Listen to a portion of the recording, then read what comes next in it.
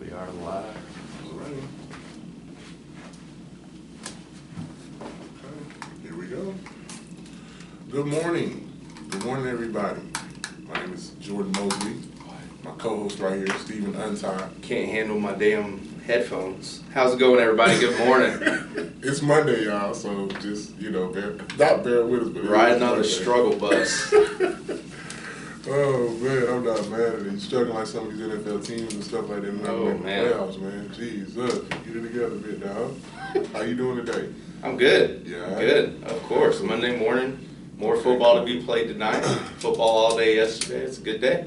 Facts. Football, a handful of Major League Baseball players got big time paid these last few days, over the last 7 days, from last Monday, this Monday. The money. College football talk, a lot of college football talk for you guys today. More Major League talk outside of the contracts and things of that nature. The free agency, the winter meetings are over in Orlando, by the way. But let's jump straight into it. First of all, once again, Jordan Mosley, Stephen Untied. This is the Untied Jordans podcast, episode 6. There is not a brick and mortar podcast out here that's more in depth or gives you more information than we give you and we provide. We thank everybody for their support and everybody for their views and their and all of their help and things of that nature. Segueing right into it. Thursday night football. The Jets and the Ravens. Lamar Jackson had. First of all, Lamar Jackson's running away with the MVP vote. It's not even close. So let's get that out. There's second place is a distant Russell Westbrook. Or Wilson, sorry. Right. Distant. I agree. Maybe Michael Thomas if you got some people who just want to go against the grain a little bit because he has had an incredible season with his quarterback going down for 6 weeks. Yeah. But Lamar Jackson is pacing ahead of everyone. I won't even talk about who's second. Lamar should win it, and it shouldn't be close. I think he's starting to get to the point where he should be the unanimous NFL MVP. Yeah, I'll be willing to argue that with anybody. 212 yards, 5 passing touchdowns, people. 86 yards rushing on the ground. Unstoppable. Enigmatic, which means he's an enigma. Problematic. Earth-shattering, otherworldly, alien-like. Some of the adjectives you can think about when you speak about Lamar Jackson and speak about the type of person that he is as far as on the field. His arm, his legs, his scheme.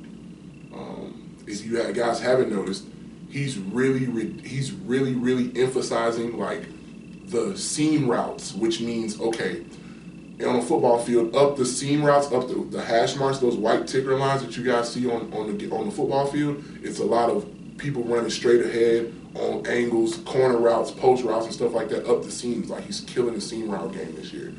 He's killing the whole entire middle seam of the field. Like he's demolishing cover twos. His middle of the field reads are amazing. His eyes, his vision, his ball security, his leadership.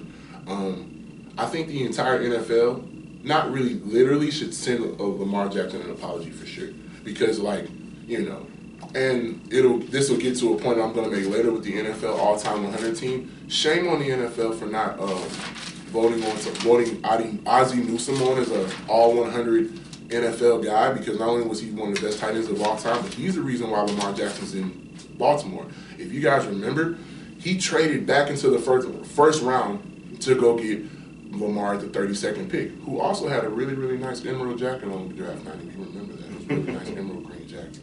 So, with that being said, he's the two Maddox I like to throw in there now are charismatic as far as the leader he's becoming. That team's in love with him. They see the talent he is. They probably see it more than we do. I imagine the stories coming out of practice and training camp about this dude. The last 2 years are incredible, but and then automatic, something I didn't see coming as much.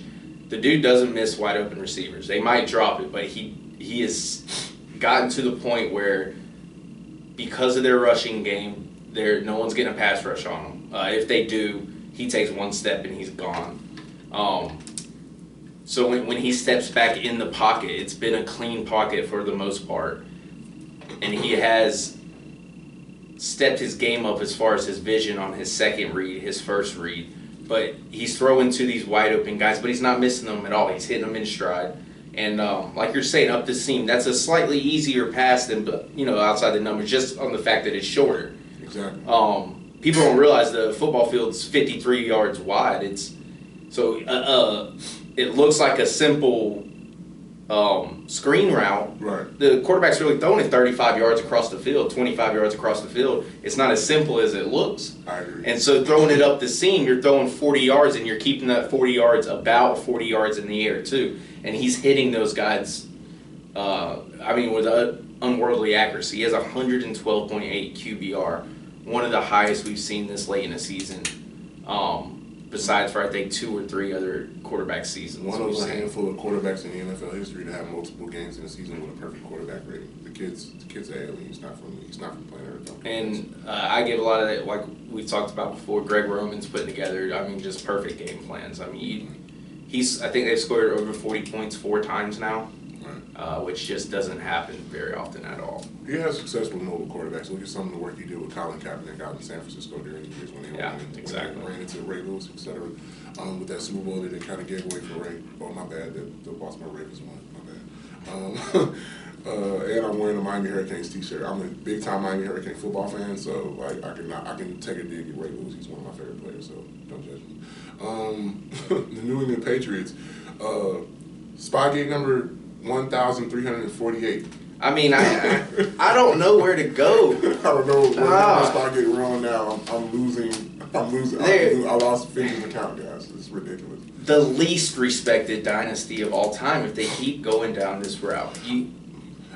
Let's be clear now.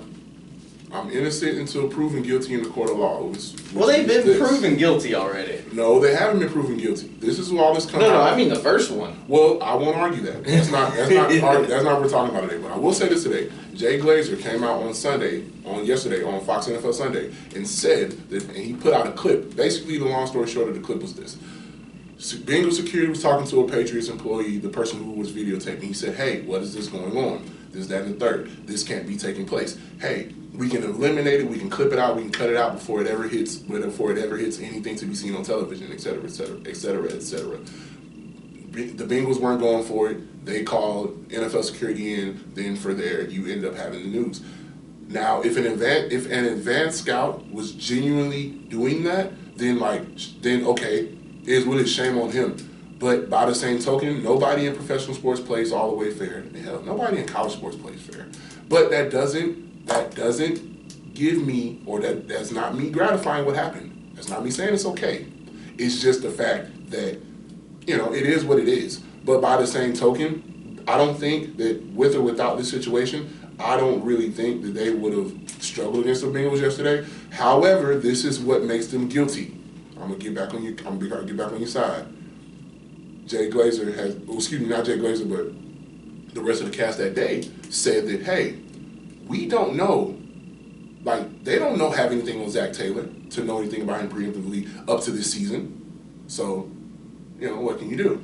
But nonetheless, it's a scenario where if it was something done mistakenly, it is what it is. Because there's a penalty to be had from this. You cannot, by NFL rule, you cannot, as an advanced scout, videotape the other team's sideline. So that's the first thing the Patriots. The scout wasn't the one filming it. So this cameraman's worked for the Patriots for 18 years. Right. He's an executive producer of Bob Kraft's show, of their show, of the documentary they do. So here's my thing.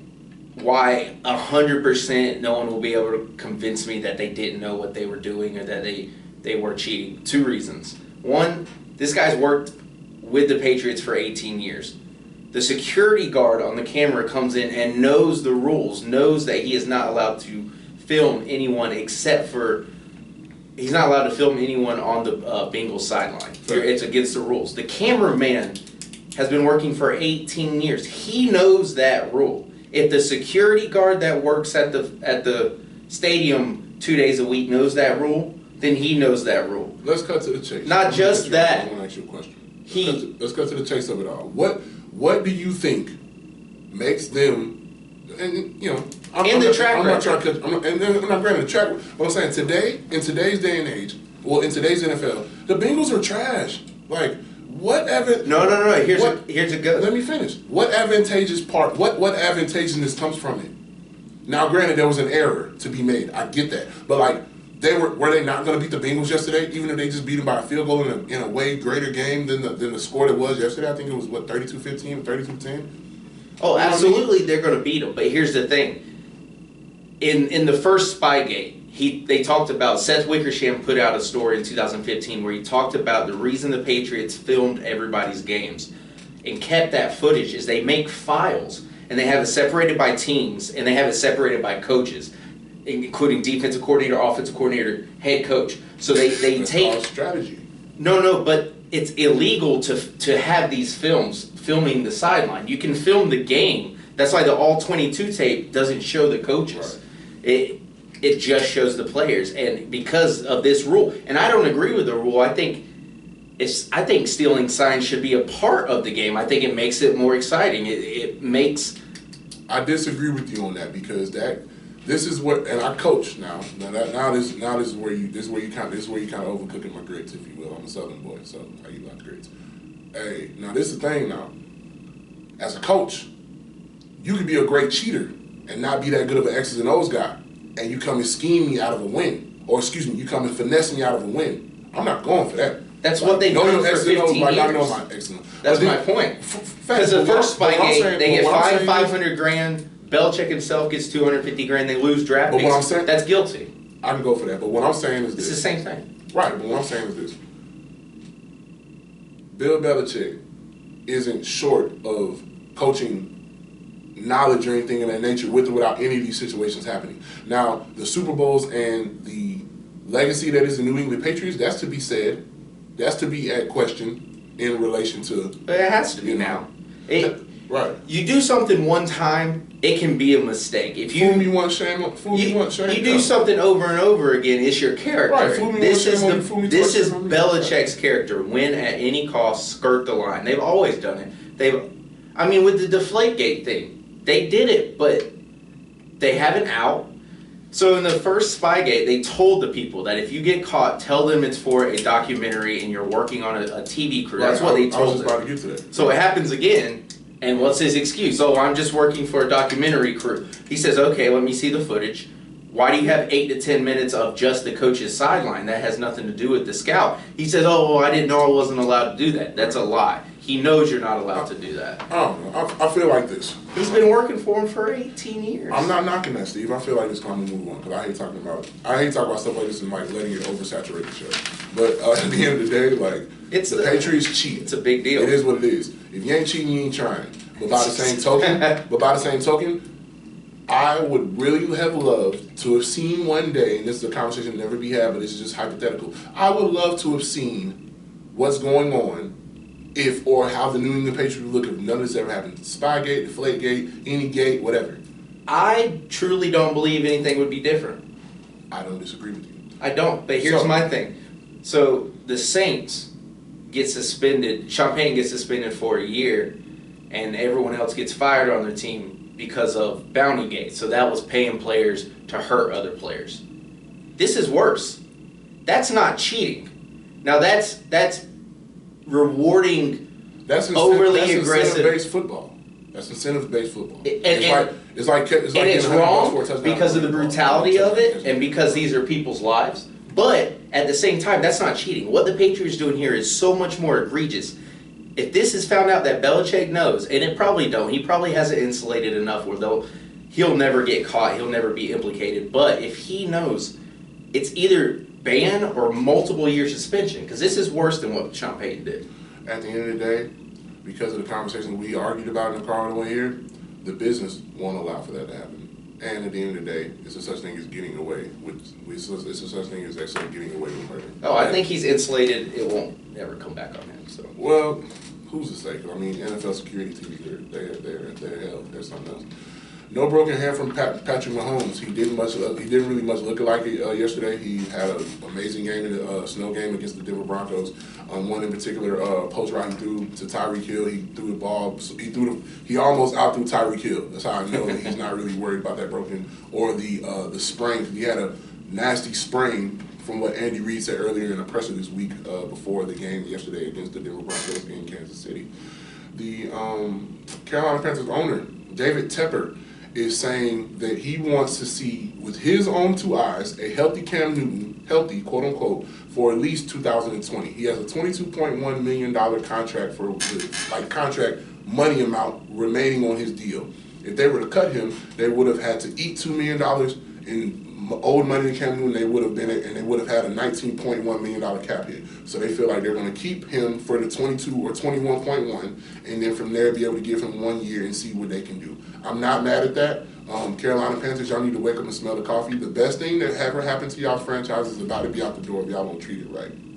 So I think y'all should get y'all game. I think the best thing is Julius Peppers, but I will agree they shouldn't let Cam walk. They should give him at least 1 more year.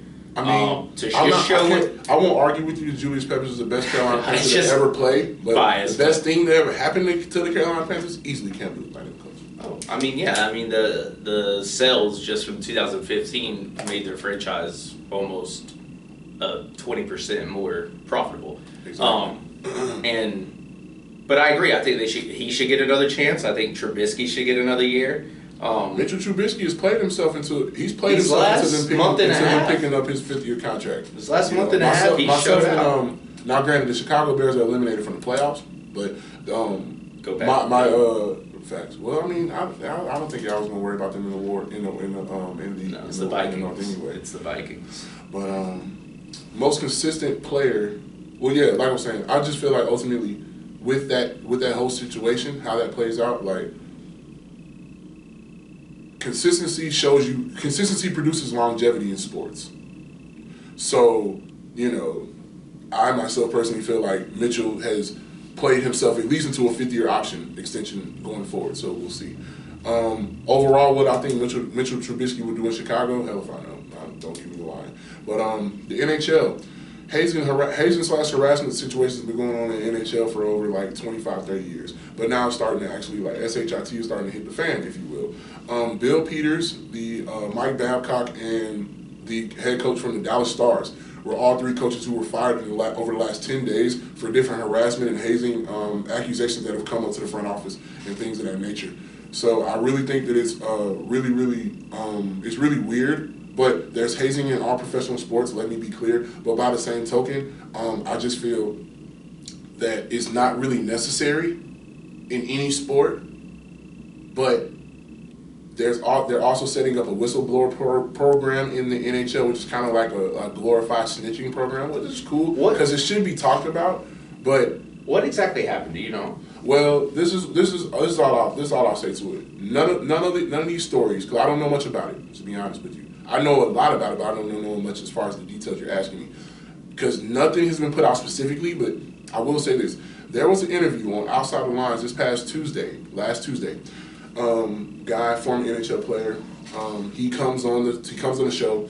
He says that, as rookies in the earlier ranks or the lower level ranks of professional hockey, guys are spit and dip on him in showers.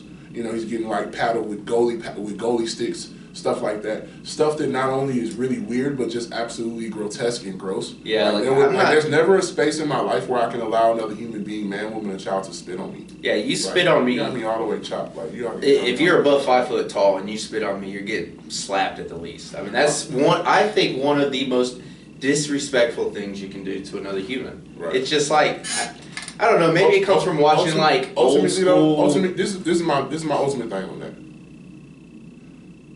Like I just said, not me. Yeah. I'll be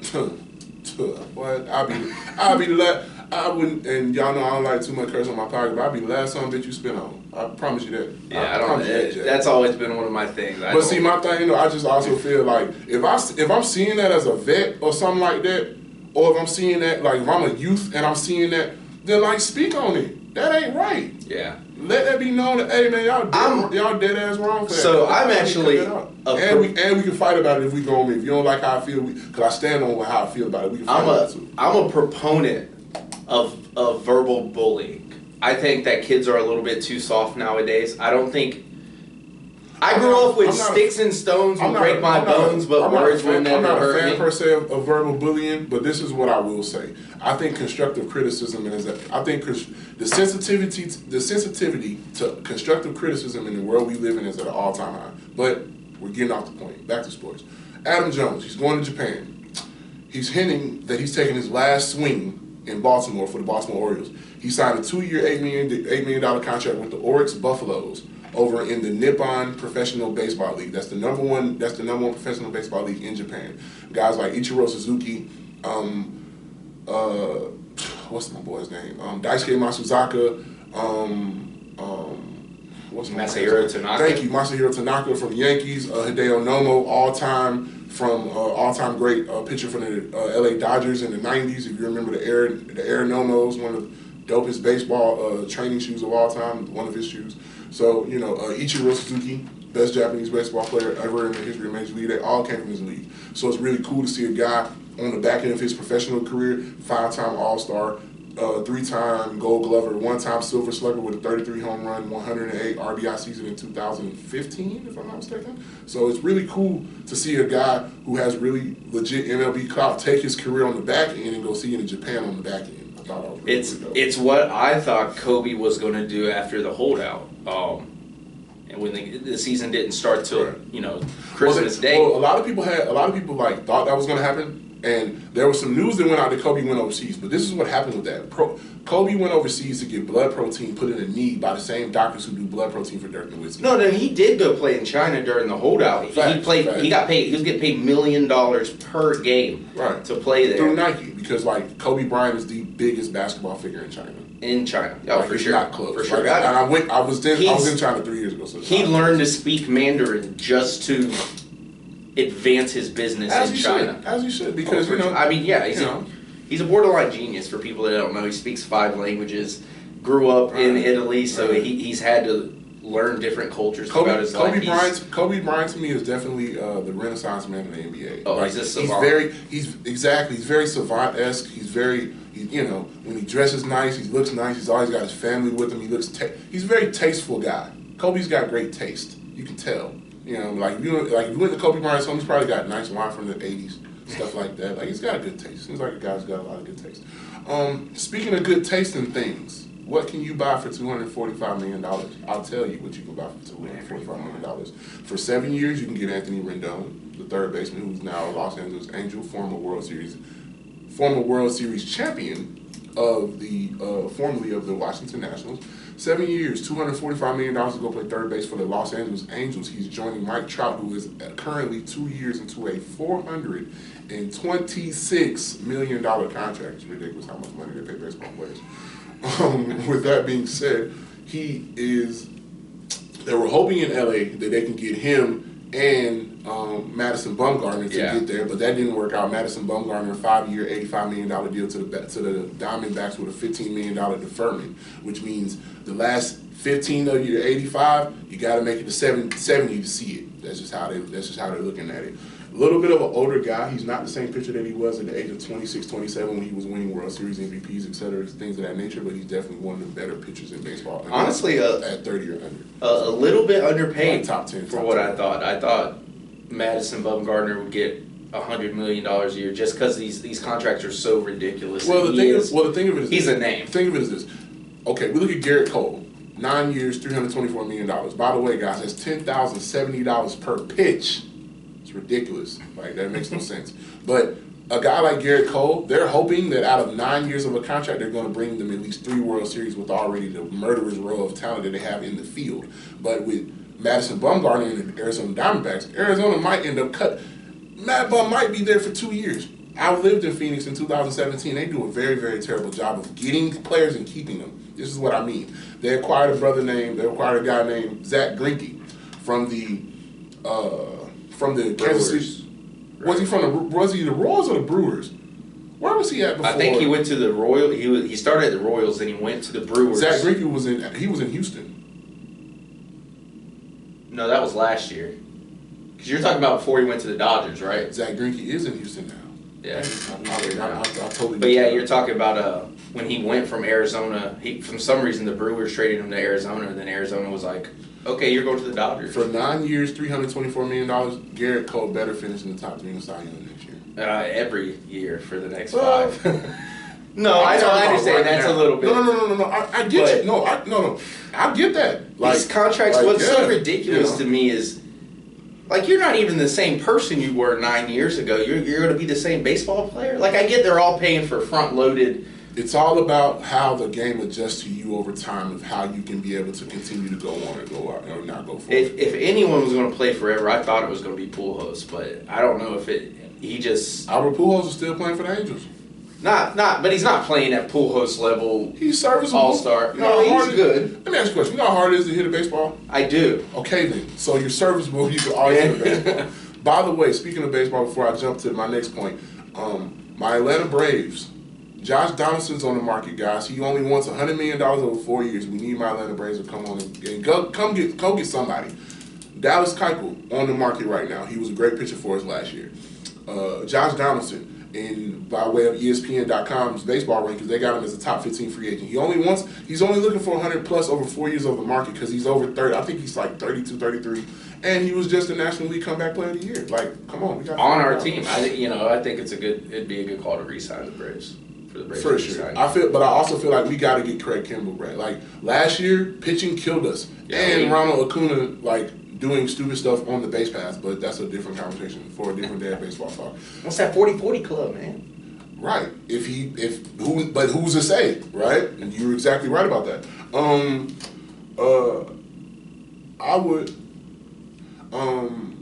I would definitely say that this person that I'm about to speak of is easily one of the most important people in all sports. A guy named Pete Freitas. Now, if I'm butchering your last name, Pete, I'm apologize. So Pete Freitas, or Fratis, or Freitas, I'm saying it a few different ways. I think your name may be pronounced. Rest in peace to you, sir.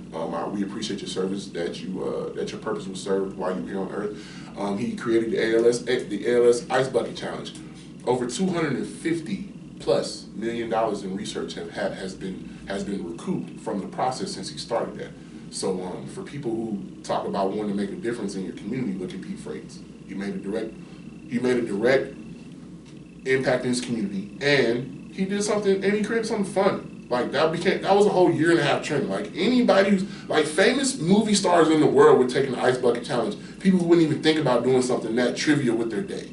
You know, and it did something else that, kind of brings the country together in just a little bit of a microcosm, but nonetheless, we always talk about that personally, how we want the world and the country we live in to be a better place. So little things like that from people like you, Pete, make the country we live in potentially a better place. And for that, we thank you, man. Rest in peace to you, big dog.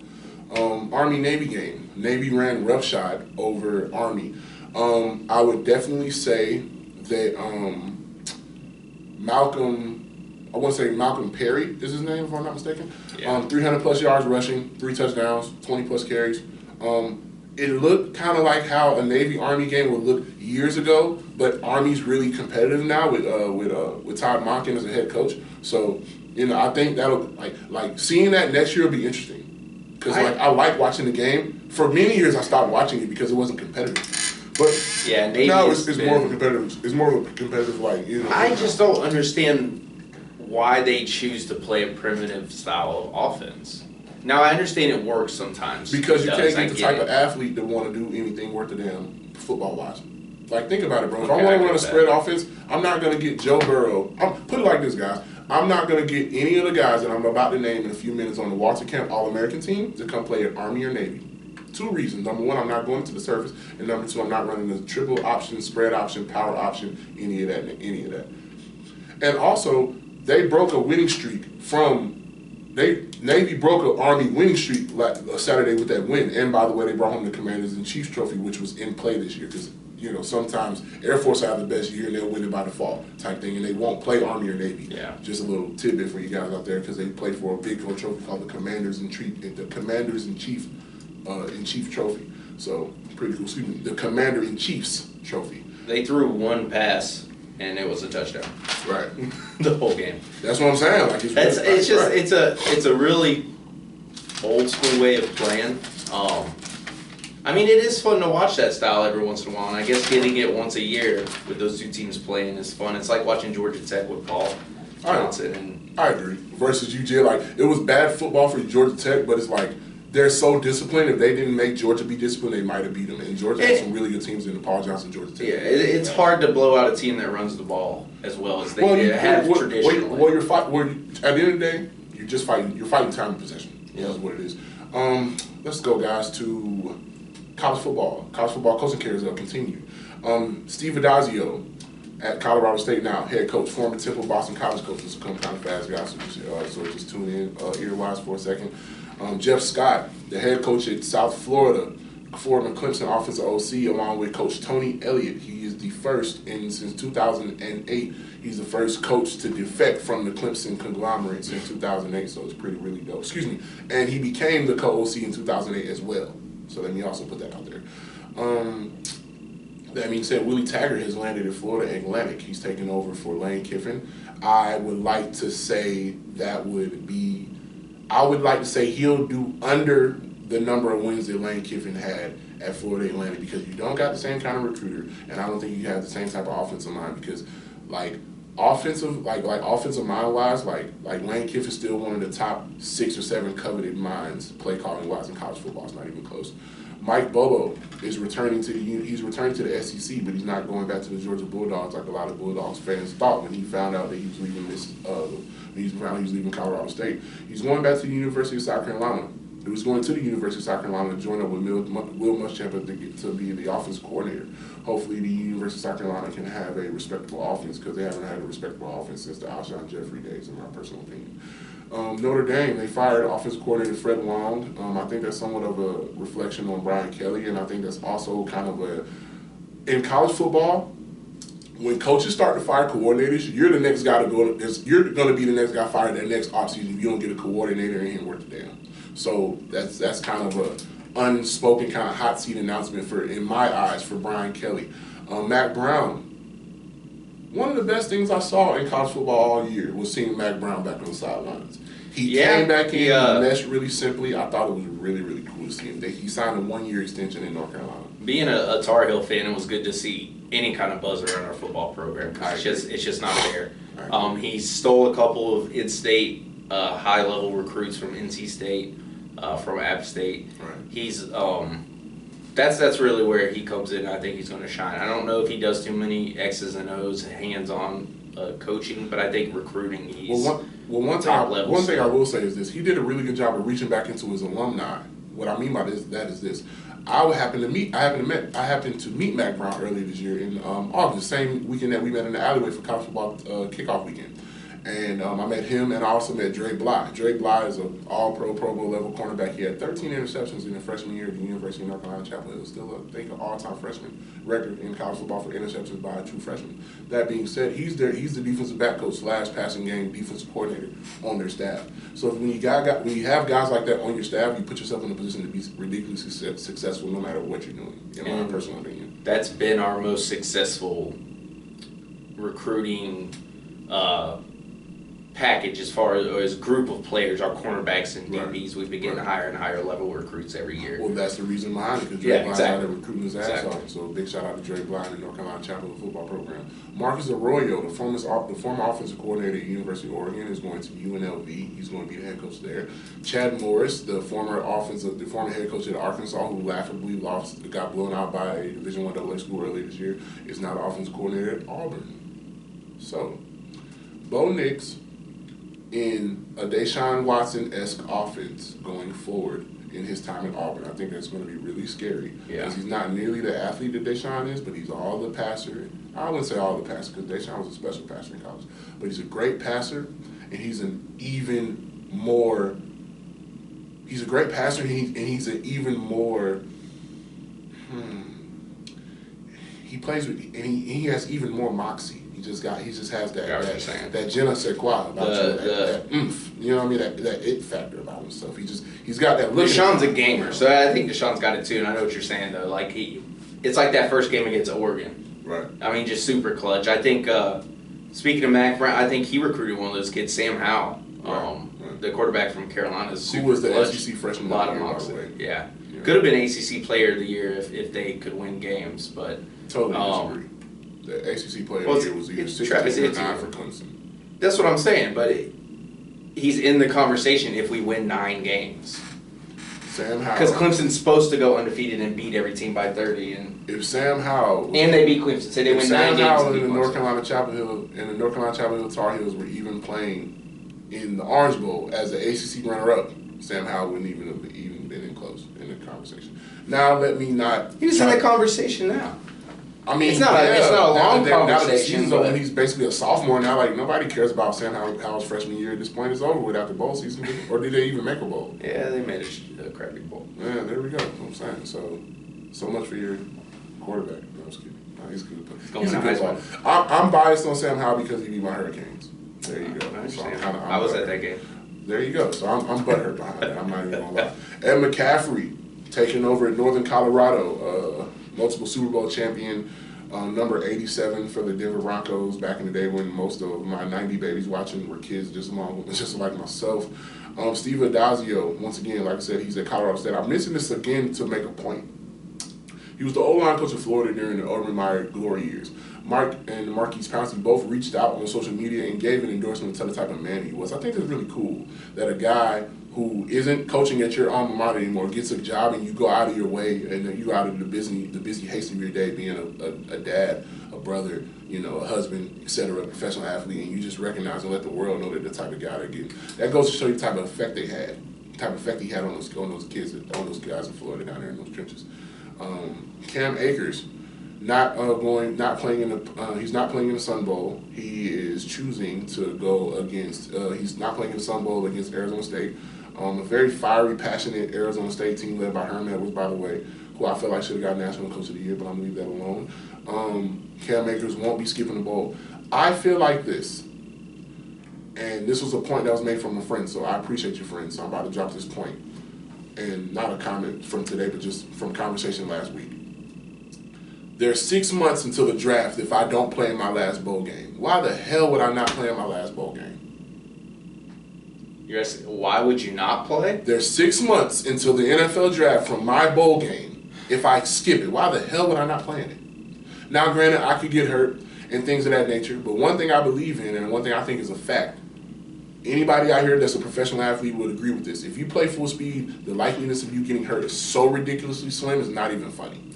So I'm just saying. Most of these kids, I think, that are doing the. And by the way, I don't know of anybody else in this draft class. I know it's a couple guys in this draft class who probably are going to skip their bowl, but aren't as name worthy as Cam Akers. He was the first. He was either the first or second team All ACC running back this year. So that's a big name. And other than Laviska Shenault Jr., who's going to be a top 15, 20 pick out of Colorado, he's the only one like really worth a damn to declare yet.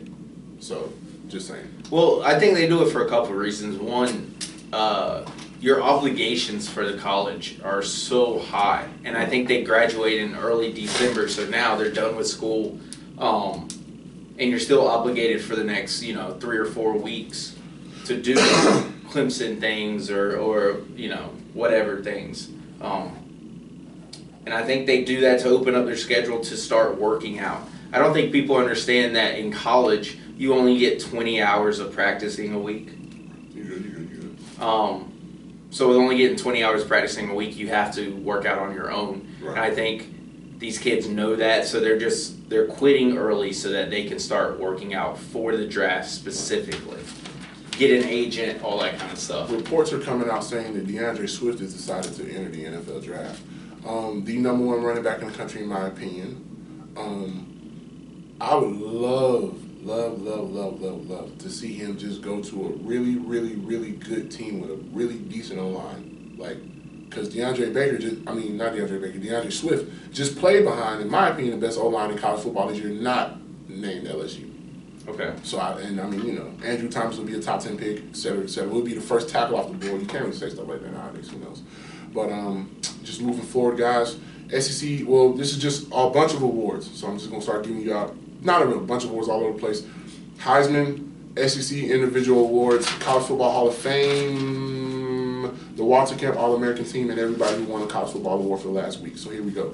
Joe Burrow, the Offensive Player of the Year in the SEC, the Player of the Year in the SEC, the AP Player of the Year in college football. He was also the Maxwell Award winner. He was also the Johnny Unitas Golden Arm Award winner, which is the second best quarterback award you can win in college football. And he was also the Davey O'Brien Award winner. There's no quarterback that I can think of off the top of my head who swept like that, by the way. I think Mariota might have.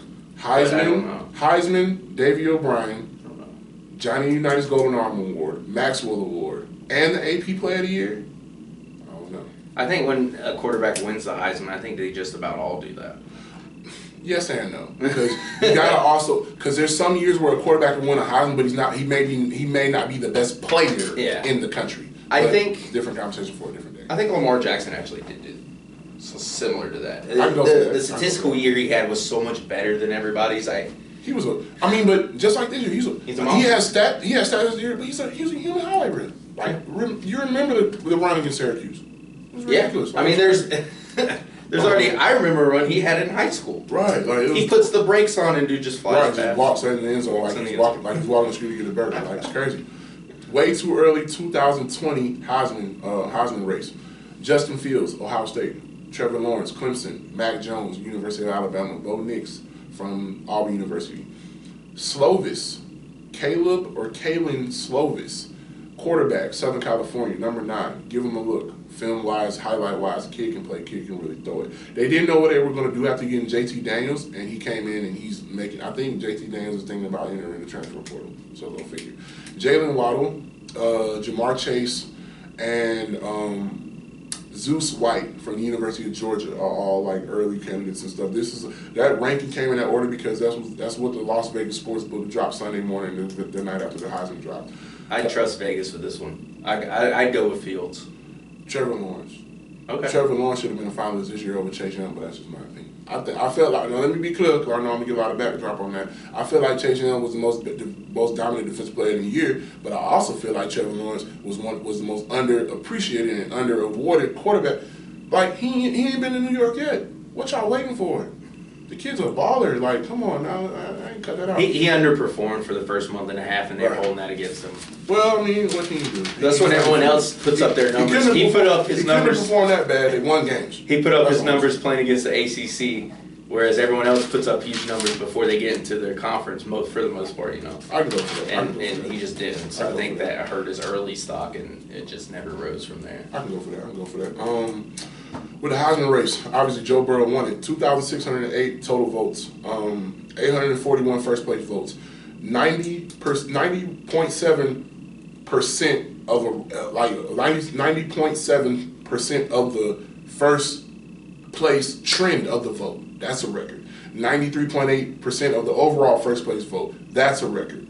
95.5% of the written vote was won by Joe Burrow. That's a record. And he won by a new margin of 1,896 votes. Most margin all time. Second behind O.J. Simpson. Yep. So, that being said, the juice. 47-15. Passing yards. 77.9%. He's going to break the national record this year, supposedly. 48 touchdowns. If he does what he needs to do and win the national championship, we have over 50 touchdowns basically against the SEC. That's a trip. Like, that's wild as hell. Yeah, when I saw that number, I thought it's a video game. Right. Facts. He's having one of those seasons that you won't see from, well, hopefully you won't see from an SEC quarterback for a long time. I feel like this. All of the greatest SEC quarterbacks of all time all had a child, and his name is Joe Burrow. That's really how I feel. Like, except for maybe the athletic prowess of Tim Tebow or Cam Newton. And it's not that he's a decent athlete. Yeah, he's an okay athlete. But you take away those two things, you're looking at Tim Couch, Danny Werfel, Shane Matthews, David Green. I feel like the best Aaron pocket Murray, passer I've seen. Phil Petty, Jared Lorenzen, Tim Couch, Matt Mock, Jamarcus Russell in college, Ryan Mallett, Clint Stoner. Like, he's a microcosm of all of that in one. I think what Ed Orgeron said, he's the most important recruit in LSU history. This is the first time they've had a legitimate offense. He's starting to 15 years. If they went out he'll be the best. He's the best football player to ever play LSU. Oh, 8? Yeah. Facts. College football awards. Excuse me. College football Hall of Fame. Terrell Buckley, Ricky Dixon, Torrey Holt, North Carolina State back row kid. Darren McFadden, Troy Polamalu, Lorenzo White. Darren McFadden, only other player besides Jonathan Taylor to win the Doak Walker Award 2 years in a row. Exactly, and got robbed for the Heisman one of those years. I feel like he definitely should have won the Heisman one of those years at Arkansas. That's just me. London Fletcher from John Carroll College, big time medical school. Jacob Green, Texas A&M. Raghib Ishmael, all-purpose player from Notre Dame. Excuse me. I can remember being as a kid like I just wanted to be Rocket Ishmael because his first name was Rocket. It was just absolutely amazing. It was dope. Jake Plummer from Arizona State, Joe Thomas from Wisconsin, and Patrick Willis from Ole Miss. Whew. Now, when I was in high school, I used to I've been this big on sports this long, like O-line play. I used to take a notebook my junior, senior year, every single Saturday. I watch all the guys. I gotta go home and find that notebook, but I gotta, not for what it's worth, I'm not Mel Kiper or nothing, but I have a original draft write-up on Joe Thomas from like 2006 or something like that. It's crazy, like, and I'm detailed too. Like I'm 16 years old, like it's crazy. And I think Patrick Willis gets overlooked for greatest linebacker of all time. I don't think he is, but he should be in that top 5 to top 10 conversation. He dominated the game unbelievably for a stretch of 5 years. That's just. I don't disagree with that, but because of the fact that he has such a short window of time, that'll never be a door of conversation that I'll open. Just like that'll never be a door of conversation that I'll be open about Barry being the greatest running back. I can say false. Let me go back. Barry's the greatest. But that also caters back to my point. We're talking about 2 different spectrums of the app. We're talking about 2 different averages on 2 different spectrums. There's some hellified linebackers out here that you discrediting that have way better careers than Patrick Willis. But what you're also saying that I can agree to, just like Barry Sanders, man, when he hit with his hammer, if you will, when he worked as a carpenter with his tools, oh man, he built some great houses. He built some great things. I mean, I agree. I think Kuechly's 2 hits away from not walking on the field again, and I think that's what Patrick Willis. Let me put this whole Luke Kuechly thing to bed. Let me put this whole Luke Kuechly thing to bed. Or the man has 123 tackles as of yesterday. I'm not trying to hear all that about Luke Kuechly. I'm not saying he's bad or anything. No, I'm not saying. I think he's the best linebacker in the league. I'm not saying that you're saying any of that, and that's false. But I'm not saying that you're saying anything. Darius Leonard, arguably, shout out HBCU linebacker, shout out South Carolina State. But my point is this: Luke Kuechly is so ridiculously serviceable for the injury that he's sustained at the position that he plays. It's almost like it didn't even happen. And if you notice, as long as he's got that little R2D2 beep little thing on his neck, to where when he get hit too hard, we gotta go get Luke. My phone hit. Luke messed up. As long as he got that going on, we good. I think Luke Kuechly's gonna be fine. I don't think he will, but I think he needs to. He's got money. He got accolades. Luke Kuechly, I think, is one of the greatest linebackers. Excuse me for one moment. Vince Young was also a part of the 2020 college football class. I would be very remiss if I didn't mention that. Oh, yeah. Excuse me for that. My fault, my boy. So, Texas, great. Vince let's Young. move on. One of the greatest football games ever. Facts. Rose Bowl 06, ridiculous. Let's move on to last little bit of college football talk here. Maxwell and O'Brien Award, Joe Burrow. The Doak Walker Award, Jonathan Taylor from Wisconsin, back-to-back, first since Darren McFadden, as aforementioned by my co-host, Steven. Jamar Chase at LSU, sophomore, 1,498 yards, 18 touchdowns. Now, you're not supposed to give it necessarily to a kid or to a player who's leaving college, but CeeDee Lamb should have won the Biletnikoff. Now, granted, I feel like Jamar Chase is Joe Burrow's best receiver, who's the best offensive player in college football this year, but CeeDee Lamb was the best receiver to me in college football. CeeDee Lamb was catching 7-yard slants, crib, 5-yard hitches, crib, 12-yard, 10-yard, 15-yard dig routes, crib, high lows, crib. Then if you do want to run a post or a go or a corner post or a post corner or something vertical, he catching the ball, getting a little baby DB off him in the Big 12 because you already know that one tackle no way he's going to the crib. Like, I just feel like he definitely. I agree. I just feel like CeeDee Lamb was the Biletnikoff Award winner. Jamar Chase had a great year, but Jamar Chase had a great year with, say Joe Burrow never shows up to LSU and Miles Brennan was your quarterback this year. who was an Elite 11 guy out of the state of Louisiana when he came out of high school in 2015, but 2016, but nonetheless. I mean, yeah, he's got the best player throwing to him. You're going to put up monster numbers, especially in college. I agree. Penei Sewell, sophomore, Oregon, Outland Trophy winner. The kid mashes people. 6'6", 365 pounds as a sophomore. I believe the first Oregon and Hawaiian or Polynesian player to win the Outland Trophy. You know what? My heart. You did my heart well with that stat. You want to know why? I didn't think you gave a shit about O-line. I ain't gonna lie. I didn't think you gave a damn want to say, want to tell. Like that really. O-line's the most important. Like that really just touched my heart. O-line's the most important unit in my favorite sport. It's the most important. That's all right. That protects the money. As the old folks say in the black community, that's all right, though, boy. You all right with me, bro. I ain't gonna lie. You all right with me about that one, boy. I ain't gonna lie, bro. I ain't gonna lie. That's my first trip to a barbershop. I feel so good now. You something else. You something else. Here we go. Chuck McNair won the Chase Young won the Chuck McNair Award, right? If Chuck McNair won the Chase Young Award. Man, if he was playing college football nowadays, oh my goodness, it'd be a wrap. Chuck McNair was so beastly, guys. I don't think people even understand the greatness of Chuck McNair, who was an all-time Philadelphia Eagle, by the way. Grant Delpit won the Thorpe Award.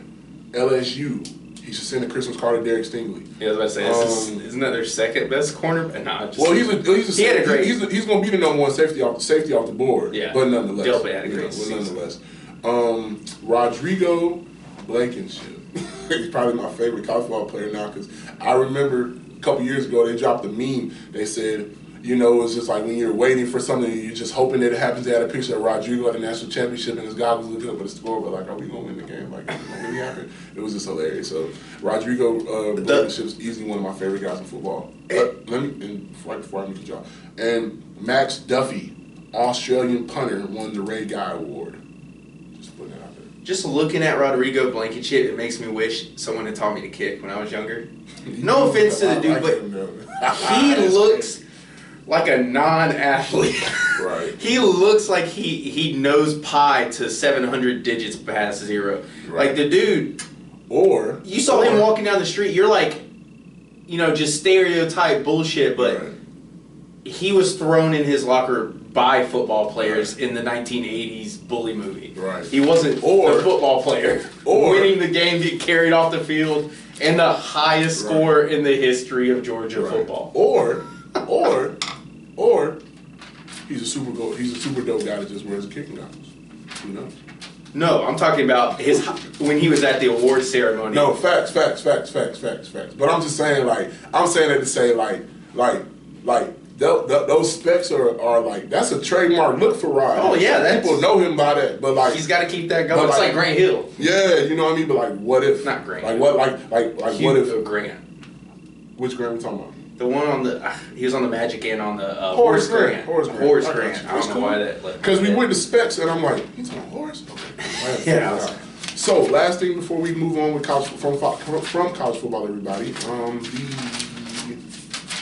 Here we go. The Walter Camp All-American team. This is the oldest running All-American team. Period. Everybody doesn't take from the Walter Camp, but the Walter Camp is usually the most prestigious to come out the earliest. Associated Press, I'm waiting on the All-American team.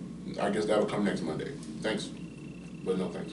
But well, I'm kidding. Please just drop the information. Thanks, Associated Press. You guys are great. Here we go. Jamar Chase, LSU. CeeDee Lamb, Oklahoma. A tight end, last name Bryant from Florida Atlantic. Andrew Thomas, Penei Sewell, John Simpson, Tristan Wirfs, Tyler Biadasz. Those five guys I just named are O-linemen.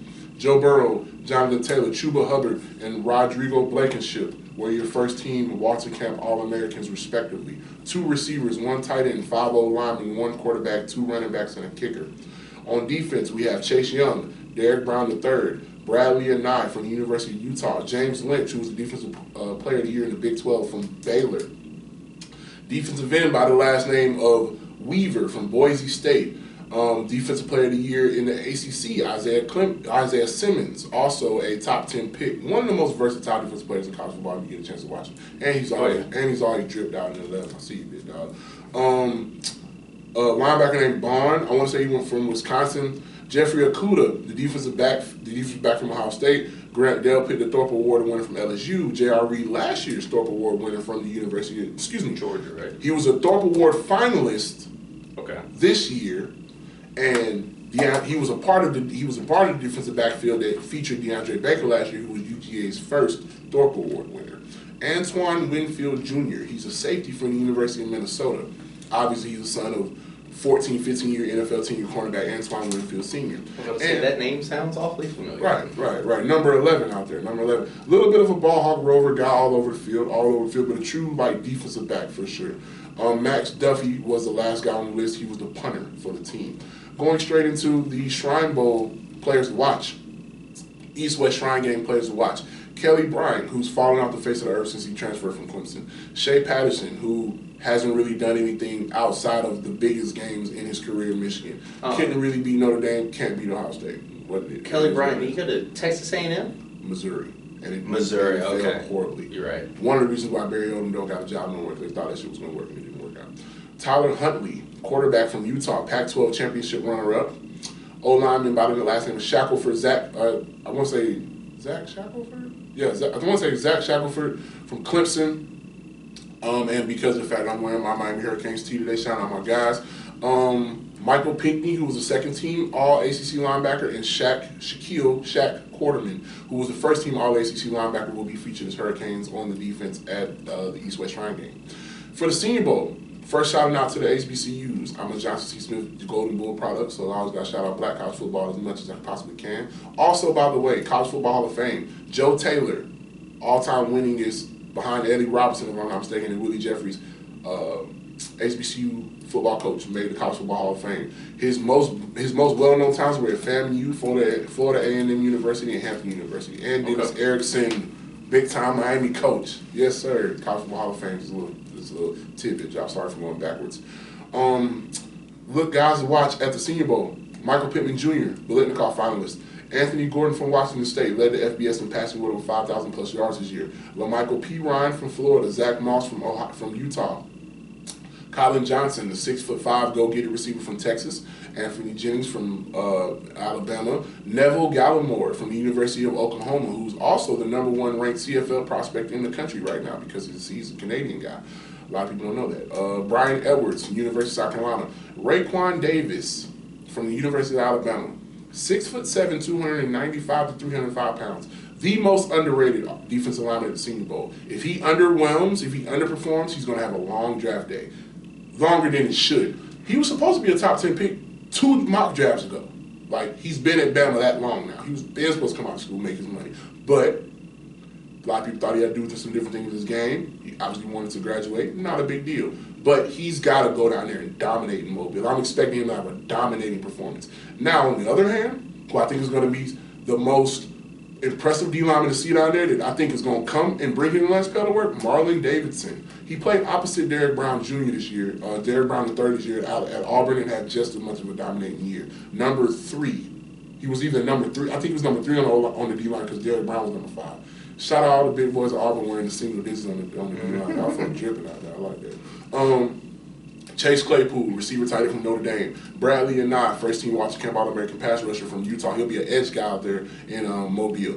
Jabbar Zuniga from Florida. Tremaine Ankrum, the offensive tackle from Clemson. Christian Fulton, the DB from LSU. Malik Harrison, linebacker from Ohio State. And, once again, here he goes. Hot Rod Rodrigo Blankenship, the kicker from the University of Georgia, will all be featured at this year's Senior Bowl. I think they should have a separate draft for kickers.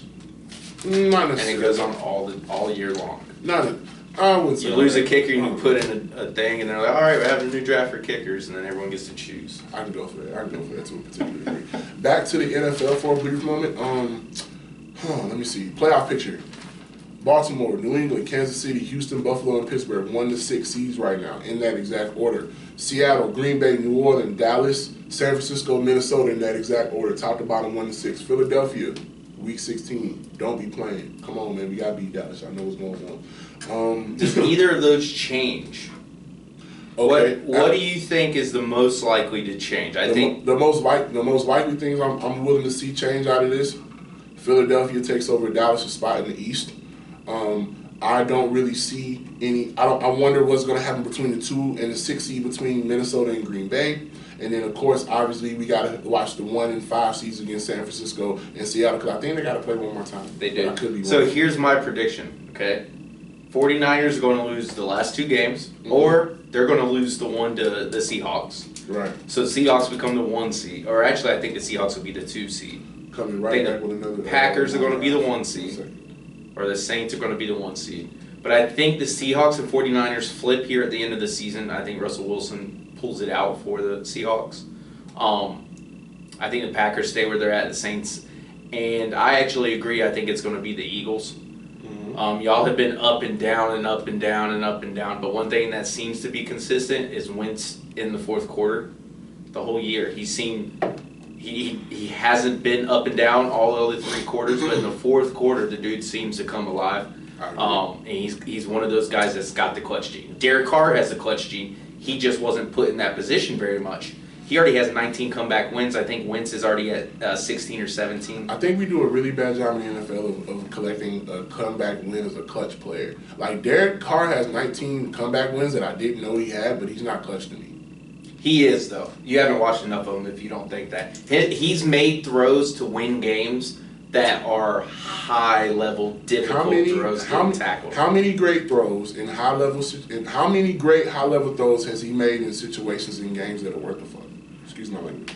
I mean, it's not a quarterback can't get you to the playoffs by himself. It just never happened. I'm not arguing that with you, but a quarterback with 19 comeback wins doesn't necessarily equate to his clutch either. I think it does. I think how you play in the whole fourth quarter, I think that's what clutch is. It's the fourth quarter. To me, clutch. Or if it's a Super Bowl or a playoff game. From a championship athlete's perspective, and I always like to throw that little part in. That's why I wear this bad boy every week. But from a championship's perspective, I never know. I have 7 friends of mine that are clutch football players that play pro ball, and I know personally. All 7 of these guys are clutch. Simply because of the fact that in the biggest moments, in the biggest games, with the biggest and the most on the line, they came through. Cool as the other side of the pillow, as my boy Stuart Scott would say. That's clutch. Yeah, winning a game in the fourth quarter in the NFL in week 5 or week 3 against a team, or week 12, and you're not even going to the playoffs, or you're on a whack team, or you're on a Poochie's team, that ain't clutch to me. Like, okay, you think Derek Carr is clutch? Well, I think Aaron Rodgers is clutch. Or I think Tom Brady is clutch. They both are, absolutely. Or I think Drew Brees is clutch. But when you ask the typical sports fan, when you compare their clutchiness or their clutch level to Derek Carr's, it's not going to be a conversation about. 90% of people don't have a conversation. You're having 2 different conversations. You're talking about players that are in organizations that win. It's not Derek Carr's fault. He has to come back all the time. I guess we'll just agree to disagree because we got more to cover. But Derek Carr ain't clutch to me. So Matt Stafford's not clutch? No. See, that's crazy. Matt Stafford don't win. He don't win nothing. He hasn't been there this year. If you that clutch, your team better, bro. That's all I'm saying. That's all I'm saying. Like, but that's not. I'm talking about individually. I'm not gonna lie. That's somewhat of a. That's somewhat of a. Your team gets wins individually. Hear me out. That was kind of a closed-minded feel. But being clutch is all about. So, like, Eli's been clutch twice in his entire career. He's clutched twice. 2 times. Eli was clutch for 2 Super Bowls. But that's a big deal. That's it. Derek Carr never even played in the playoffs. Eli Manning got to the Super Bowl and made 2 great plays to win championships twice. I understand that. But what are we talking about? Isn't it more impressive for someone that does it more often? It's not. His team's not putting him in situations to be overall successful. But it's like Jameis. Would you rather have somebody give you $10 a day for a whole year, or would you rather somebody just bring you a carpet bag full of, or would you rather somebody bring you a duffel bag with $100,000 in it? Answer my question. $100,000, because that's more than. That's my whole point. When it matter for that bag of money, for that bag of that $100,000, the guys I named, they out there. They going to get it every single time. When you look at a guy like Derek Carr for that $100,000 on the table, more times than not, he didn't wet the bed. He didn't noodle down his leg. His team wets the bed. Did you see the game the other day? None of that loss is on Derek Carr. Man, I ain't worried about all that. I think the quarterback gets too much credit for wins and losses. Man, I don't know. I just feel like Derek Carr is he's David Carr's little brother. Nothing more, nothing less. Rashad Penny from the Seattle Seahawks. MVP race. All right. I guess pre-injury maybe, but yes, he was third. Rashad Penny from the Seattle Seahawks. Weston Risberg for the San Francisco 49ers, Roquan Smith for the Chicago Bears, and Adam Vinatieri for the Indianapolis Colts. There are other big name players who are not. There are other big name players who aren't. Who are also on IR recently, but these 4 players got mentioned because their teams are playoff teams and playoff contention teams. Indianapolis is on the outside looking in through the AFC South playoff picture right now, just by the way. Do you know what the Roquan injury was? Roquan Smith has a torn pec. He's out. I thought that's a rough one, man. Yeah. I hope he comes back healthy. That's I hate the Bears with a passion, right. But that's one of the funnest players to watch. He's so fast, sideline to sideline. Very reckless way he plays the game. He's mean. Plays mean. I like it. Lamar Jackson, Lamar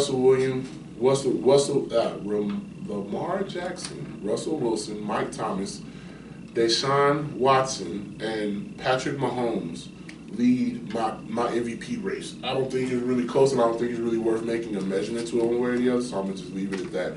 The NFL all-time offensive line tight end team came out. Tight ends, Mike Ditka, Rob Gronkowski, Tony Gonzalez, Kellen Winslow, John Mackey.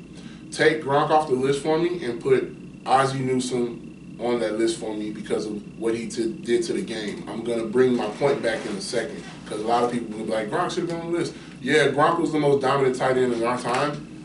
I don't know. I'm a 90 baby, so I still got to give it to Tony G. Like, I saw Tony G dog him for 15 years. Like, my whole life, I watched Tony Gonzalez play for the Kansas City Chiefs and then the Atlanta Falcons. My whole life. So I agree. I think Tony Gonzalez is the greatest tight end of all time, but I don't think you can take Rob Gronkowski off that list just because of the number of touchdowns he had. I don't disagree with that. Ungodly. I don't disagree with that, but this is why I feel like you got to put Ozzie Newsome on his list. Ozzie Newsome he's one of the best. He's one of the top 6 best tight ends to ever play on the field. Then he went into let me finish. Then he went into GM mode, like a front office mode. Then he became one of the best scouts, one of the best eyes of talent in the NFL. And then the number one reason behind the NFL having the luxury of having who they have to talk about as the number one most important, most popular figure in the NFL is his doing. He literally made the call to get Baltimore in the 32 pick to take Lamar Jackson. Now, I'm not saying that you put him on an all-NFL team because of that one thing, but that's one small example of the greatness that speaks to Ozzie Newsome as an overall tight end. Now, let me be clear. This is why I bring this around. I'm going to get back to the point, but why I'm getting to another point. Anthony Munoz, Jonathan Ogden, Walter Jones, Forrest Gregg, Packers. Okay, I see you guys. Art Shell, Cal Hubbard, and Roosevelt Brown. All were the tackles to make the all-tackle team. I personally would have liked to have seen Orlando Pace, but Orlando Pace kind of fell off on the back end of his career. He had some really like unmentionable years with the Chicago Bears. People forget that. With the guards, I feel like this quartet might be the best quartet of players per position on this team, except for your pass rush D-line, because those were some dogs. But Larry Allen, strongest man in NFL history. If y'all haven't seen the video of Larry Allen bench pressing, just watch it. It's ridiculous. He's got 2 different videos. He's got one in the Pro Bowl back in 2002. He threw up 225 48 times at a Pro Then could have gotten much more. Right. He's not breaking a sweat in that thing. And then he had a Then he has a 596-pound bench presses like that. Yeah, I was about to say it's close to 600. So it's ridiculous. Larry Allen, Gene Upshaw, John Hanna, Jim Parker, old school Indianapolis Colts. I thought Hanna was a Steeler. No, John Hanna was a Patriot, bro. Come on now. 3,165 yards rushing in the season by the 83 Patriots. Is still the most rushing yards all time this season. Randall McDaniel, Minnesota Vikings and Tampa Bay Buccaneers in the 90s, and Bruce Matthews, 20-plus year tenure player. So sons in the league. Facts.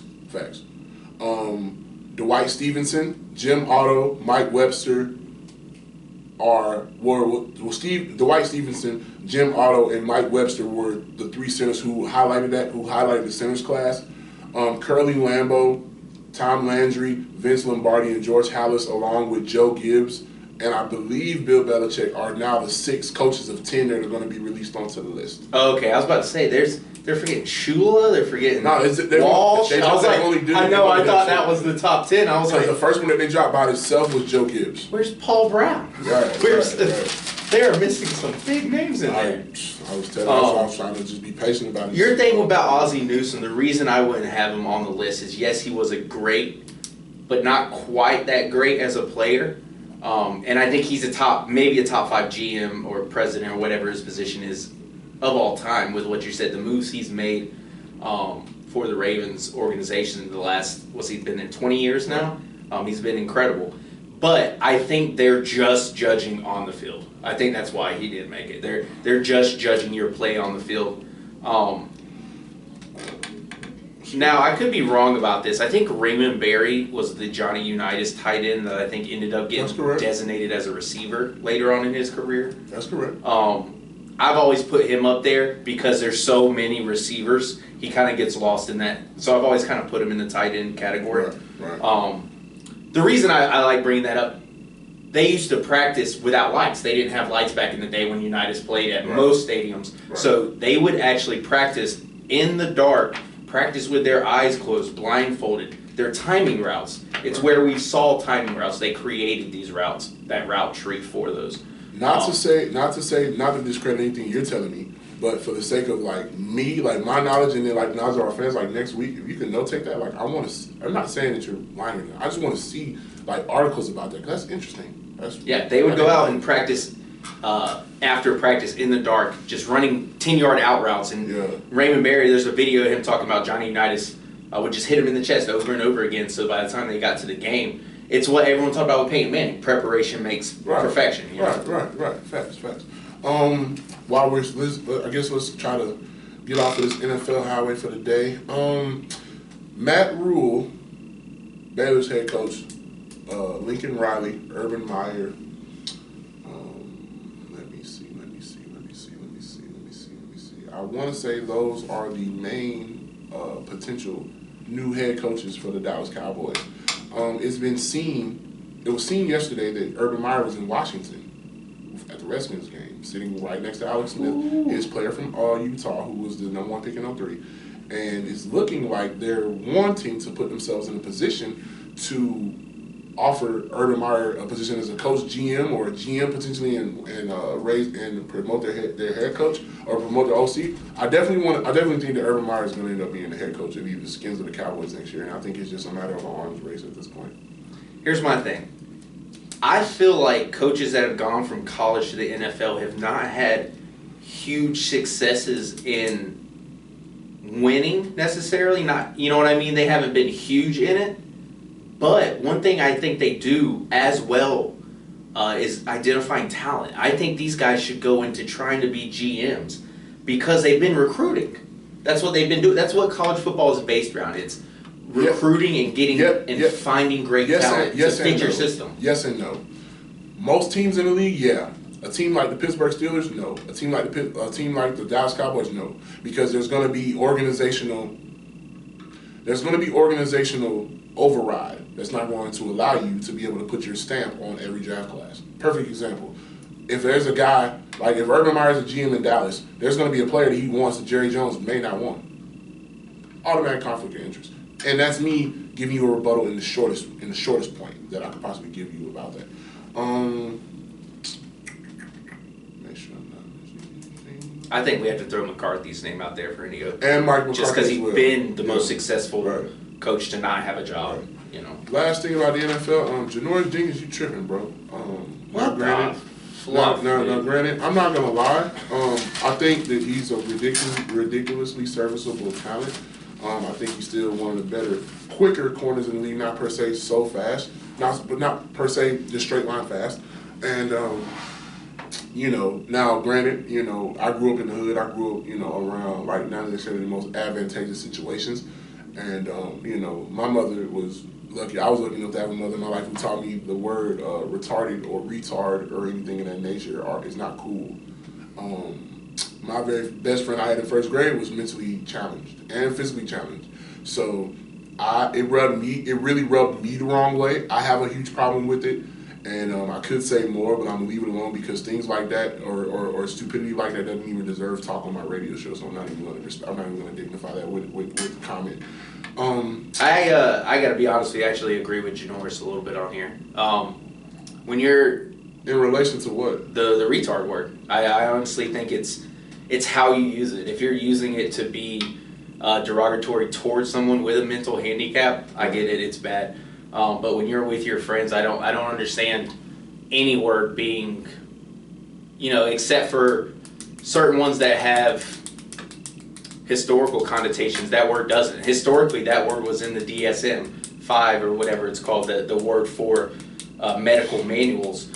Same with midget and things like that. If you're not using them in a derogatory way, describing someone with those handicaps, I don't see an issue with it. This is where I gotta stop you at. Now, there's a difference between the word mental retardation, which is a actual medical label that you can be given. You can be told by a doctor you suffer from mental retardation. That's very true.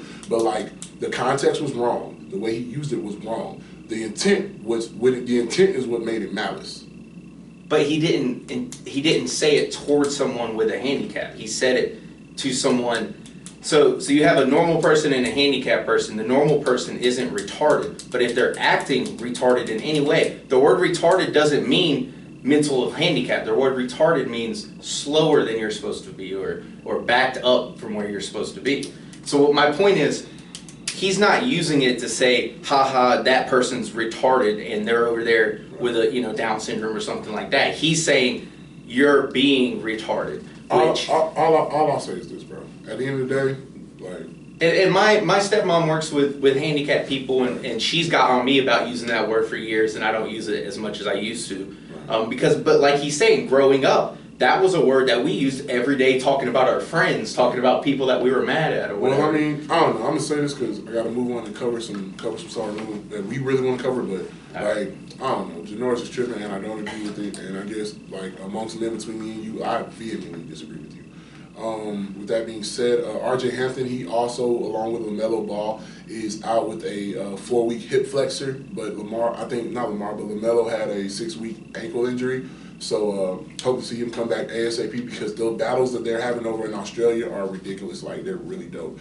And it's really good basketball if nobody pays attention. They play professional basketball in Australia, by the way. John Morant dunked on Aaron Baines. He's still sideways right now as we speak, hanging over the goal at the FedEx Forum in Memphis.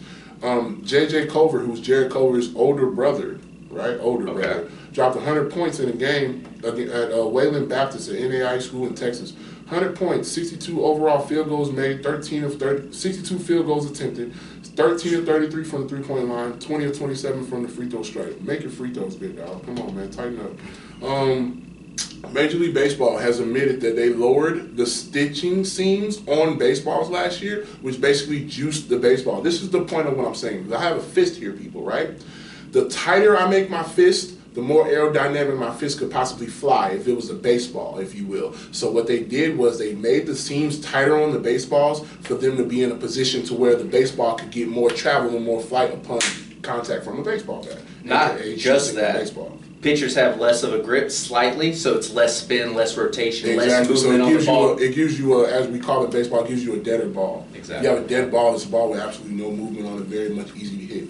Corey Kluber, beginning of the week, well, after last week's show, he was available. He's not now. He is traded to the Texas Rangers. I'm pretty sure they'll give him $100+ million extension over the next probably 1 to 2 offseasons. So we'll stay tuned with that. The UEFA Champions League. We're going international soccer for a second. Yes, we do all sports here at UntiedJordans. Borussia Dortmund versus PSG. The round of 16 draw came out. Borussia Dortmund of Germany plays against Paris Saint-Germain for France. Paris Saint-Germain has Neymar Jr., for those who were wondering. Real Madrid, led by Gareth Bale, if I'm not mistaken, they play Manchester City. Atalanta versus Valencia. Chelsea versus Bayern Munich, led by Robert Lewandowski, if I'm not mistaken. Lewandowski's on the first team you mentioned. Sorry. What, Borussia? Yeah, Borussia Dortmund. I didn't know that. I had to see that 'cause I didn't know that he transferred from out of Bayern. Are you thinking about Pulisic? Because you know Christian Pulisic doesn't play for Borussia Dortmund anymore. He plays for Chelsea, right? Yeah, he's the best American soccer player now, basically. Yeah. No. I saw it yesterday. Lewandowski's on Borussia Dortmund, but he's moving up the all-time leaders in the German league. I got you. As far as goals scored. Tottenham Hotspurs versus Red Bull Leipzig. This is a team out of Germany versus a team out of England, and they feature a brother by the name of Harry Kane. Dope. Harry Kane don't do nothing but score goals, and he wears a really nice comb over too. Napoli, I should say, versus Barcelona versus FC Barcelona, Luis Suarez, Lionel Messi, etc. Atletico Madrid versus Liverpool. Now, Liverpool's important in the draw because they're the defending UEFA Champions League champion from last year. So the round of 16 has come out. It's called a draw. They call them draws. Like, that's the draw, like who you're going to play. That's how you figure out what's going on. And from there, they start, I think the draw games start mid-January and early February. So besides for the World Cup, for people that don't know, this is the biggest soccer tournament in the world. Right, exactly. It's that, well, the World Cup, the UEFA Champions League, and then Euro, and then down from there. Let me see. I can't tell you at this moment who's undefeated left in college basketball, but I will tell you that I saw two more teams lose over the weekend that were ranked. Ohio State took an L, and I want to say I also saw Penn State versus Maryland. I saw Maryland take an L. I saw Colorado take an L to Northern Iowa. I saw Texas Tech take an L. Well, Louisville took an L at Texas Tech as Louisville was the #1 team in the country. Illinois popped Michigan earlier this week, too. Michigan was 5th in the country when it happened. There's no high-level undefeated teams left. Right. I think this year is going to be crazy. I think the tournament's going to be unpredictable. Well, the tournament's going to be unpredictable because some of the best players who lead their nation in statistics don't play at big schools. So that goes to show you that there's a lot of talent out there that nobody really knows about yet. So that's very interesting to see. Major League Baseball, they added opioids to the drug testing list, but they took away marijuana. The reason why opioids made the list is because Tyler Skaggs, who died earlier this year by way of overdose, he was buying opioids in-house from an employee with the Angels. And Major League Baseball is kind of not wanting that to hit the fan, so they just like, okay, we're going to put opioids in the list and we're going to recognize the fact that opioids are a bad thing and we're going to take weed off. So we're going to kind of switch that up on the table. But if you look at the record behind it, like he definitely had that type of influence as far as like getting like opioids and things of that nature and being able to get them in-house in Anaheim. And it's really sad it took for something like that to happen for them to change these kind of rules. Right. It's obvious if you look at the destruction of opioid tax in communities, it's nothing compared to marijuana. Right. The addiction rates are insane. They say after 3 days, you can become, you're physically addicted. Right. Not necessarily mental, that's different for most people, but physically you'll have withdrawals if you stop after 3 days, which is just insane. Bud Crawford, super dangerous. Bud Crawford Bud Crawford knocked out Vladislav Kavaliauskas, 7th round TKO. Knocked him down once, then knocked him again on his behind just to make sure it was safe, or just to make sure he knew he was knocked out. Tiger Woods led Team USA in a comeback this weekend in the President's Cup that took place down in Australia, if I'm not mistaken. So they were on like some weird time frame. I'm pretty sure 16 to 14. Yeah. Huge comeback in the singles event. Facts. I didn't know you were a golf guy. I'm a Tiger fan. Touche. First year college coaches, as far as NBA guys with college ties, Jerry Stackhouse at Vandy, pay attention to that going forward. Aaron McKee at Temple, Juwan Howard at Michigan, and then, Juwan Howard at Michigan. So just pay attention to those 3 programs, and Penny Hardaway at Memphis. Okay. Pay attention to those 4 programs going forward, man, because those guys aren't hearing from the money, so they're coaching it purely for the love. The CFL, they adopted the asking price offer sheet, which means this: if I'm a CFL football player and my team offers me a contract, they have an 8-day window for me to think about it, and I get to go take this offer on paper to the other 7 teams or 8 teams in the CFL and say, hey, this is what I'm getting. Do you want to match it or no? pretty cool. Okay, so it's like restricted free agency. In the Pretty NBA. pretty much. Well, restricted free agency in the NFL or NBA, but yeah, pretty much restricted free agency. It's pretty cool. Another team that lost this past weekend, the North Carolina Chapel Hill Tar Heels. Oh man, The Wofford Terriers, the dog bitch all in the ass. Oh my gosh, we can't score. I've been talking about this a couple times. Our and Cole Anthony was out too, which doesn't help anything. And he's out indefinitely with a knee injury, so ha again. We were talking about this yesterday. I said I wouldn't blame him if he's faking a knee injury just so he gets to the tournament, gets his draft stock up. I mean, if it's that serious, then stop playing right now and go to IMG and train for 6 months. Do it. If it's indefinitely, I wouldn't hate if he left school for a second. This team isn't winning a championship. This team isn't winning an ACC championship. Facts. And they're borderline making the tournament if Cole Anthony comes back and balls out. A little bit of facts. I agree with you wholeheartedly. And if I look so sad, it's because I am.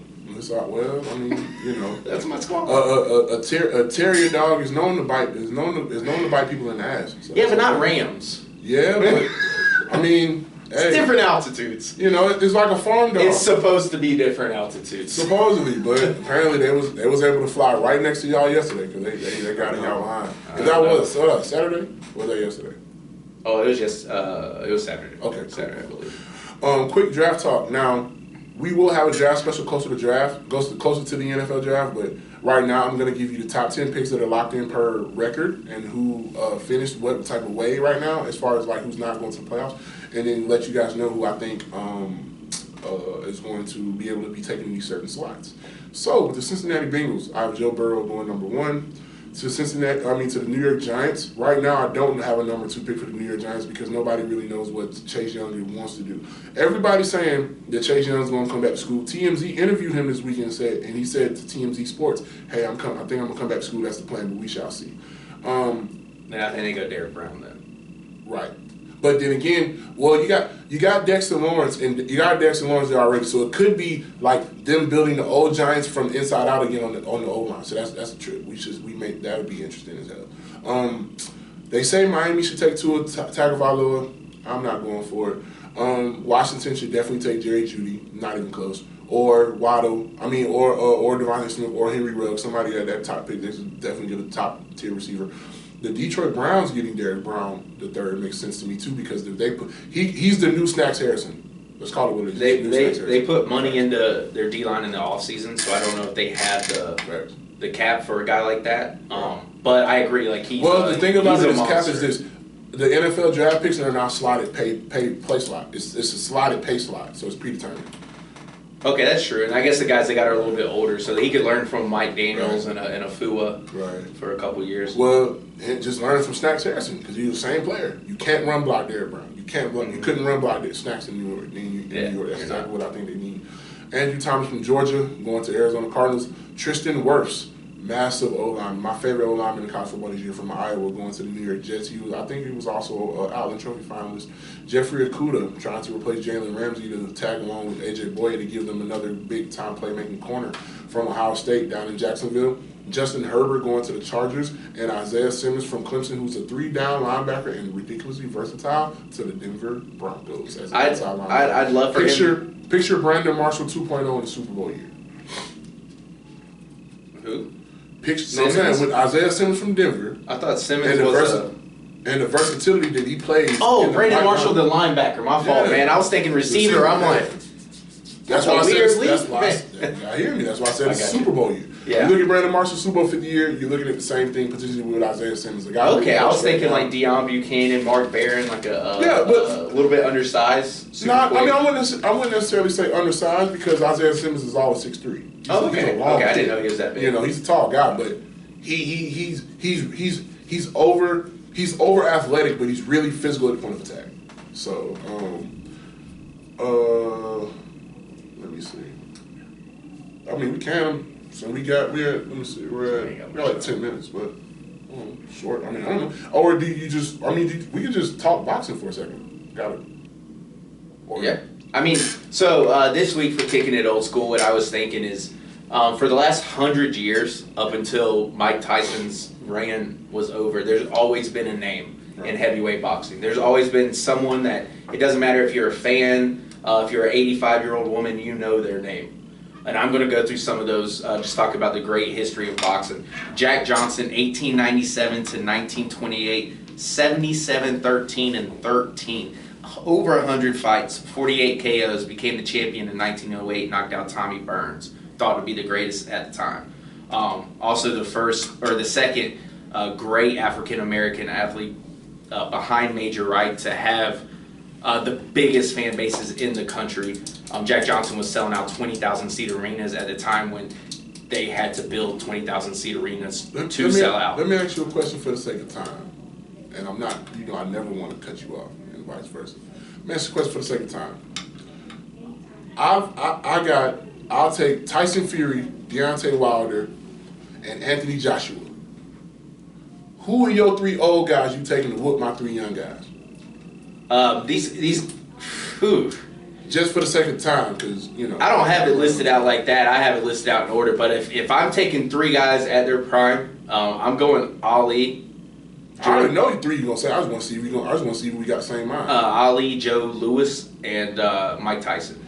I would have swapped out Joe Louis for maybe a George Foreman, but other than that, I ain't got no I ain't got no beef with that. Or maybe with Foreman or Joe Frazier. I mean, those are the other 2 that I'd throw in there. So your fifth basically is going. So your third is basically going to be It's going to be basically Foreman, Frazier, or Lewis.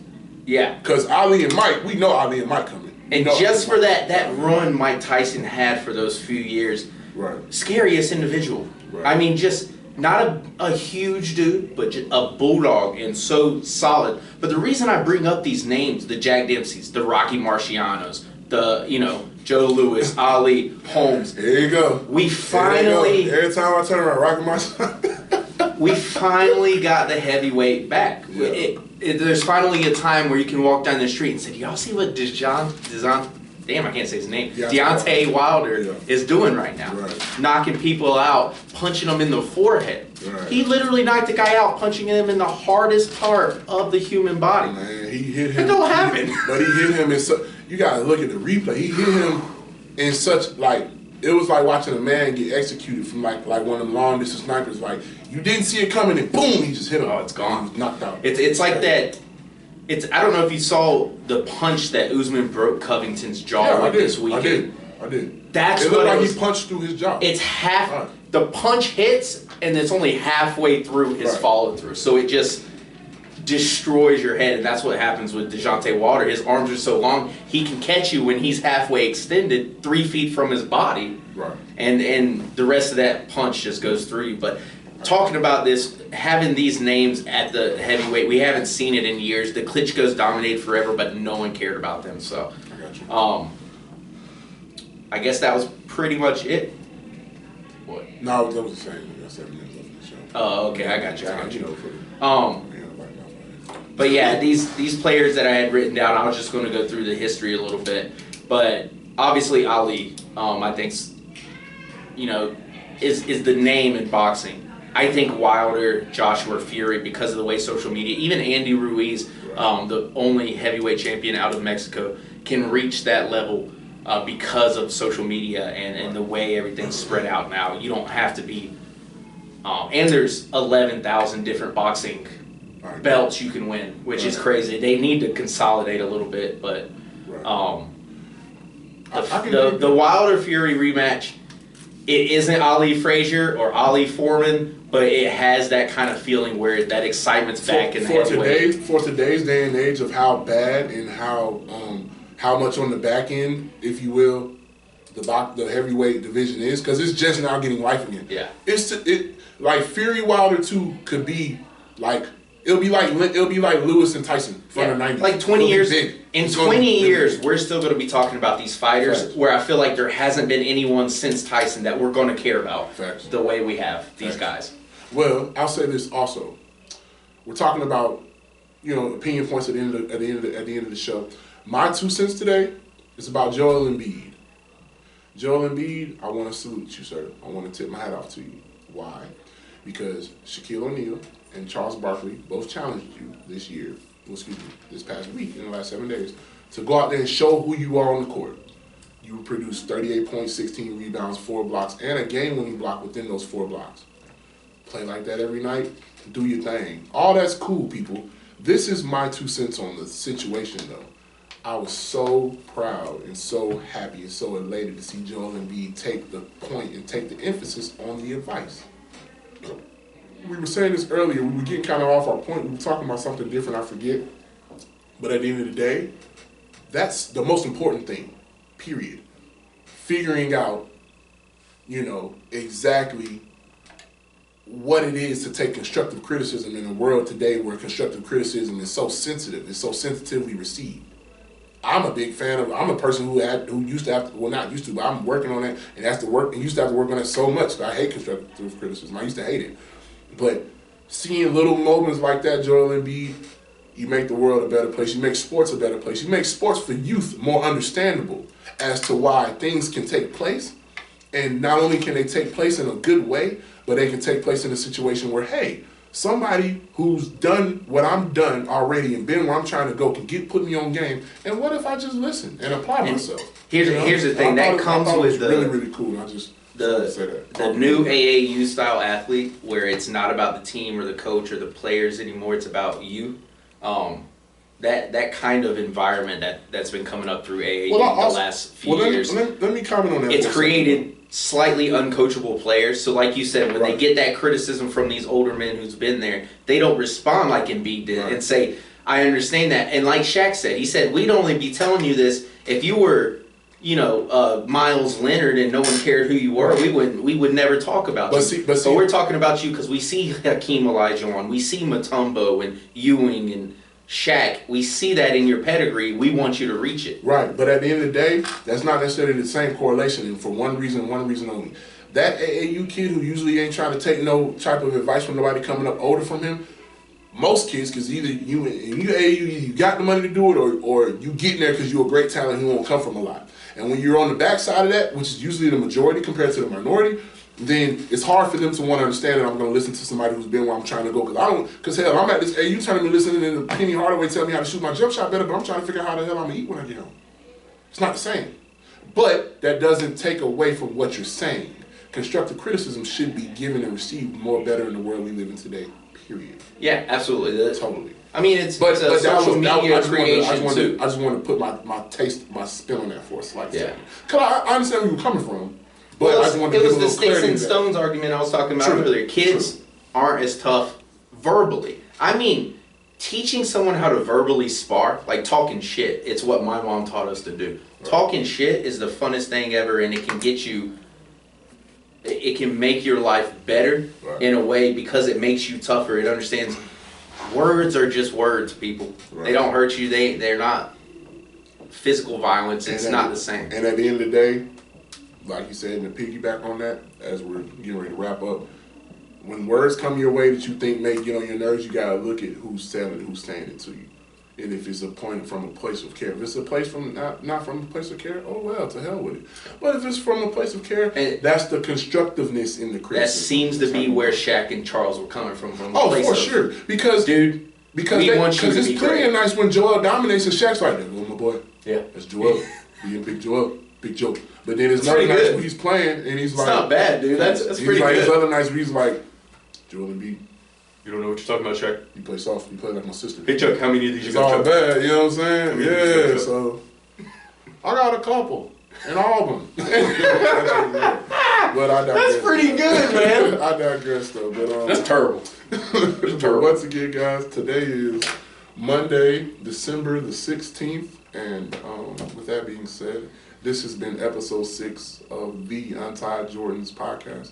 My name is Jordan Mosley. This is my co-host, Stephen Untied. UntiedJordans, we out. Yes, sir. Y'all be good. Y'all enjoy y'all Monday. Peace.